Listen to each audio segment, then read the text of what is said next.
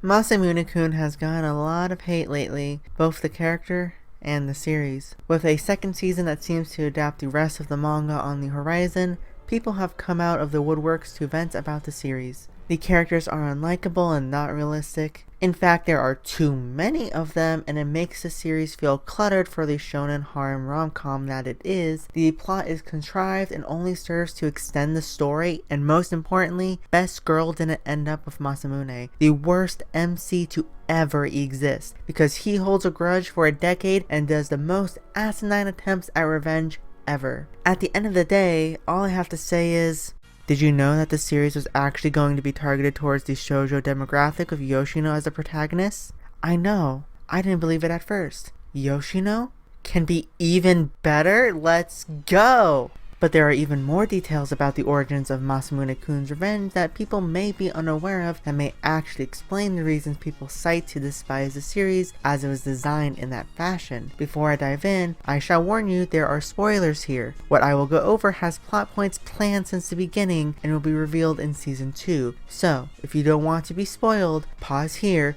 and come back in a couple weeks after the big reveal. Don't worry, I can wait. The series is written by Hazuki Takeoka and illustrated by Tive. We're going to focus on Takeoka sensei instead of Tive sensei in this video, so follow Tive for her fantastic artwork. Back on topic, Takeoka is primarily known for writing stories focused on girls. Several of these are slice-of-life rom-coms that can deal with mature themes, but she did write a couple male-centric stories in the past that ended up being flops. Her biggest success out of this was Chapel, a 9-volume series focused on a boy trying to swoon his crush by going to an all-girls school dressed up as his twin sister. Fun. Her big break, though, would come with the publication of Masamune-kun's Revenge.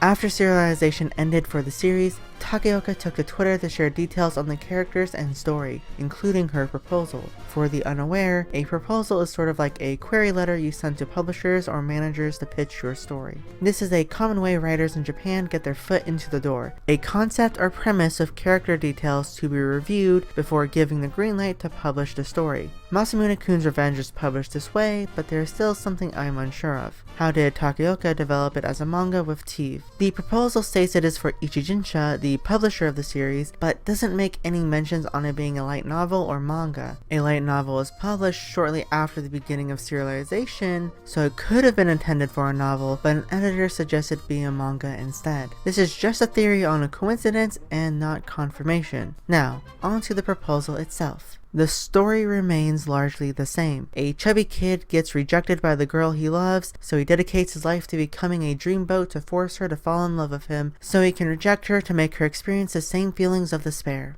However, she is a cruel princess archetype that detests many people around her, yet relies on a servant to do her bidding. Said servant remembers the boy, but the cruel princess doesn't, so they team up to teach her a lesson in this love triangle revenge comedy. Masamune Makabe remains practically unchanged. He still has the same motivation, the same nickname, and the same twisted personality. The one where he presents as a refreshing and kind boy, but switches to a dark side inner monologue to show his true colors. The only thing that is notable here is that his father runs a hospital, which I think was never explained in the story. We knew the family was wealthy, but we didn't know why. Unlike Aki Aragaki, or should I say, Ayame Aragaki. Yep, Aki's name was going to be Ayame, daughter of the Aragaki company ran by her father, who had split from her mother to increase her distrust of others, especially after a childhood friend abandoned her. She still possesses a toxic mouth that would insult others and lead to the nicknames of rejected boys. Strangely, it says most people at the school fear her, but has some strangely enthusiastic fans.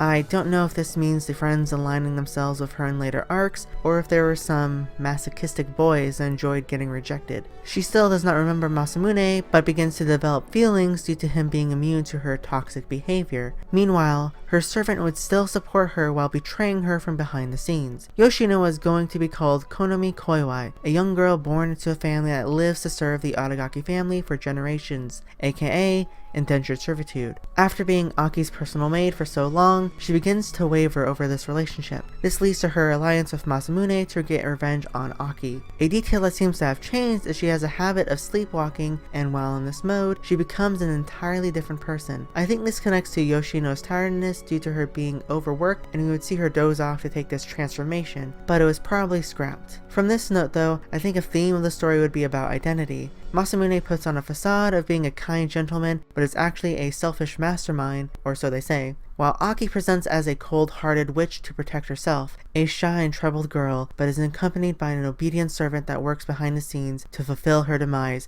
like she did 10 years ago. You heard that right. The plot twist that Yoshino was the Aki who rejected Masamune as kids was planned since the very beginning. Takeoka waited on this reveal for years before it happened, which concludes the proposal she submitted. There are 2 additional details I should mention though. One is the aforementioned genre and perspective character. She notes it could be from Masamune or Yoshino's perspective. In a later tweet, she said that if it was from Yoshino's POV, the story would be targeted towards a shoujo demographic. It would be interesting to see the ways Yoshino as a protagonist would struggle for inner turmoil of betraying 2 characters important to her, and how the reveal of the main character was sort of the antagonist herself would play out. As of recording this, there is a sequel manga with Yoshino as a protagonist, which may have stemmed from this differing perspectives early on. The other thing to note is she puts a label that more characters could be added in the story as they see fit, which may explain why some viewers despise the cast of characters. Takeoka planned for this to be a love triangle revenge comedy focusing on Masamune, Aki, and Yoshino. While we could see some side characters appear to act as supporting aides or incurring hijinks for the comedy,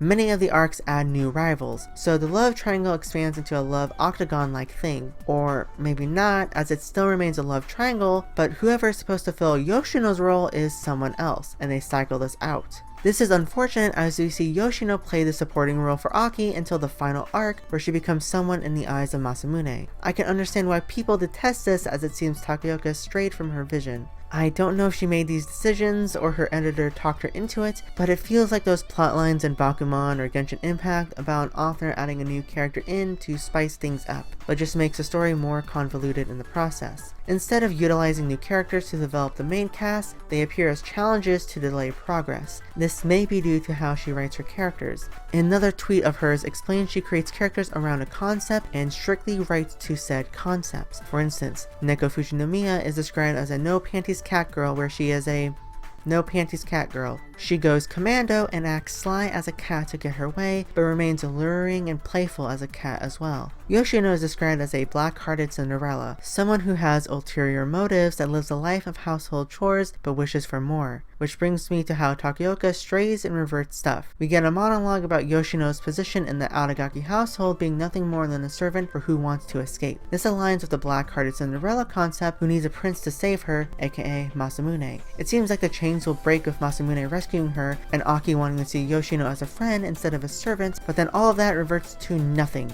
We see Aki trying her darndest to become independent as to not rely on Yoshino, but lead her family in a new direction, and she even tells Yoshino to drop the Sama after her name, but Yoshino just comes back with the Aki-sama. Even years later in the sequel manga, she still addresses Aki as such. Is this another tease from Yoshino to show how black-hearted she is, or is it because she refuses to change? It's so infuriating to see characters go towards progress, but not reach it. Sadly, that may be the point of the story. Both Masamune and Aki were stuck in the past. Masamune didn't focus on developing relationships with others due to his focus on getting revenge, so he hurt them in the process. Then Aki suffered past trauma, making her a toxic princess that hurts others due to broken trust. Both needed to overcome these hurdles to escape their past selves, but in the process embrace change. Quick side note, trauma isn't an easy thing to overcome, so please don't take this as me saying get over it already, as I know it's a lengthy process. When the two begin dating for real, they have to understand both have changed from who they were in the past, both of which use their false identities as cushions. Meanwhile, Yoshino sat on a lie for years and didn't do anything herself until ordered by Aki, making her a deeply flawed character. Maybe we will see exploration of her character in the sequel manga as the protagonist, but as for the ending, I think it could have gone both ways. Masamune could overcome his petty revenge to be with the girl who hurt him, or unfortunately, get revenge on her due to him learning to put aside his feelings for who really matters to him. It's a toss-up, and maybe the second season will change that ending, as it is technically a different adaptation. Who knows? All I can say is I am looking forward to it, and I hope others are as well. Instead of jumping on a hate train, where this video hopefully changed your perspective on the story and characters. Thanks for watching.